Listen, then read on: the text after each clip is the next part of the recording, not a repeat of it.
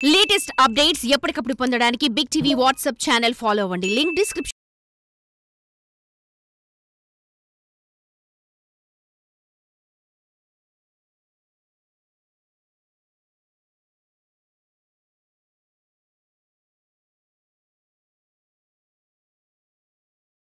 దేశంలో వైద్య విద్య చదివేందుకు అవకాశం రాని విద్యార్థులు విదేశాల వైపు చూస్తుంటారు. చైనా, రష్యా, ఫిలిప్పీన్స్ వంటి దేశాల్లో తెలుగు విద్యార్థులు ఎక్కువగా వైద్య విద్యను అభ్యసిస్తుంటారు. అయితే తెలంగాణ నుంచి ఫిలిప్పీన్స్ వెళ్లిన ఓ విద్యార్థిని అక్కడ అనుమానాస్పద స్థితిలో తన పుట్టినరోజు నాడే అసువులు బాసింది. తల్లిదండ్రులకు తీరని వేదన మిగిల్చింది. ఏం జరిగిందో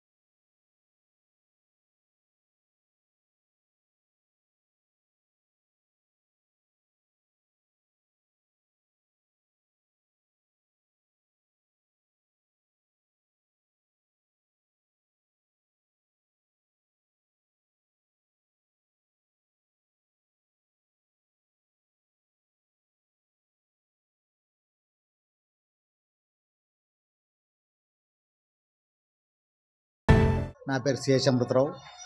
నా భార్య పేరు అరుణ. మా పాప పేరు సిహెచ్ స్నిగ్ధ. ఆమె ఫిలిప్పీన్స్లో మనీలా ఉండి పర్ఫెక్షన్ యూనివర్సిటీలో ఎంబీబీఎస్ థర్డ్ ఇయర్ చదువుతుంది. ఇప్పుడు ఆమె 2021 సెప్టెంబర్ 22 తారీఖు నాడు ఇక్కడ నుంచి పంపించాము. ఇప్పుడు థర్డ్ ఇయర్లో ఉంది. అయితే ఈరోజు ఆమె బర్త్డే అని చెప్పేసి నిన్న వాళ్ళ ఫ్రెండ్స్ నేను నైట్ 9 o'clock ఆమె రూమ్కి వెళ్ళారు. మన దగ్గర 9 అంటే వాళ్ళ దగ్గర 11:30. అయితే వెళ్ళినప్పుడు వాళ్ళు డోర్ తీయకపోతే మాకు ఫోన్ చేశారు. కాల్ చేస్తే మనం చూడండి పెట్టబోయారంటే వాళ్ళు డోర్ పగలగొట్టి లోపలికి వెళ్తే నా కూతురు అనుమానాస్పదిలో మృతి చెంది ఉంది. అంటే అనుమానాస్పదిలో వాళ్ళు అన్కాన్షియస్లో ఉంది. అప్పుడే హాస్పిటల్కి సిపిఆర్ చేసి తీసుకెళ్లారు.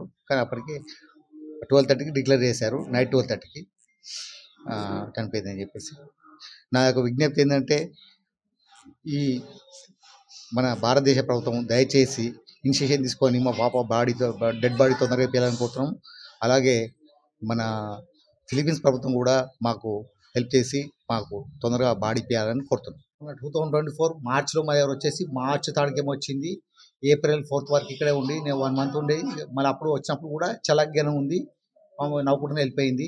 మాతో ఆమె రోజు నవ్వుతూ మాట్లాడేది. మరి ఇన్సిడెంట్ ఎందుకు జరిగిందో మాకు అంత చిక్కడం లేదు. దీని మీద మనం ఫిలిప్పీన్స్ గవర్నమెంట్ కోరేది ఏంటంటే దీని మీద ఏందో దాని మీద సమగ్రంగా దాన్ని చేసి